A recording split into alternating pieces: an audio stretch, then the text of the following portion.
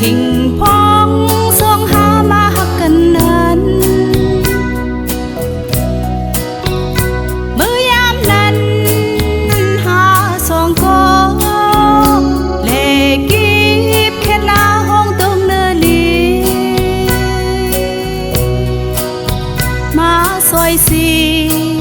เอาปักเนื้อโหหน้าอ่อนก็ยุ่มโค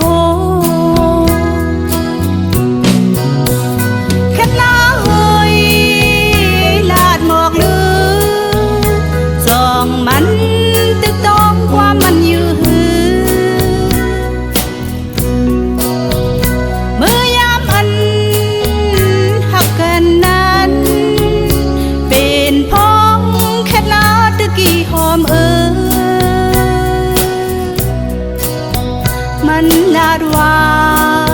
ตีหักตีหอมเหมือนนั่งแค่ลาหอม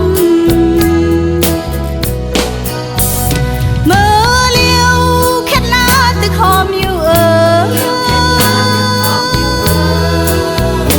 ก็สั่งขอความซื่อสัตย์อันมันจึงสู้ไปมาเหตุไหลลาใน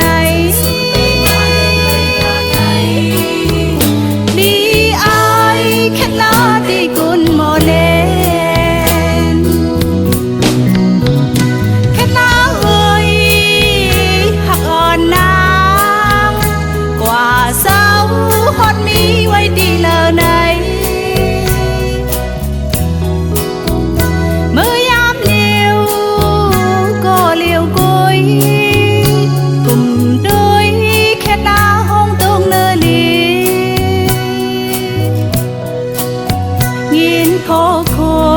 มน้ำตาล้อมล้อมตกเสือแค่ลาหอม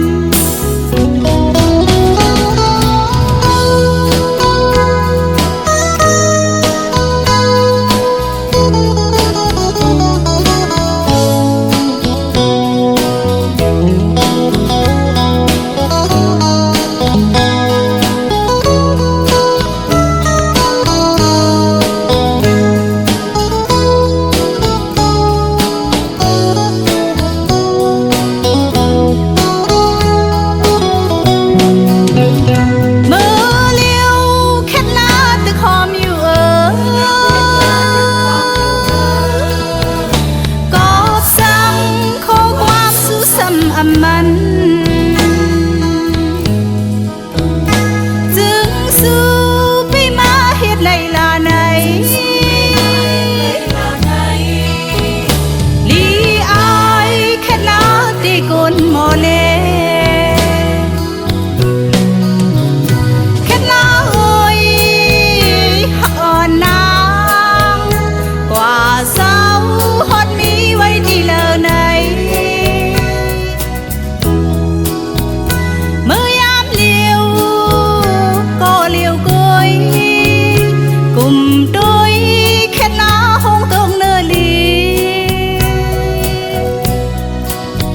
ยินโคค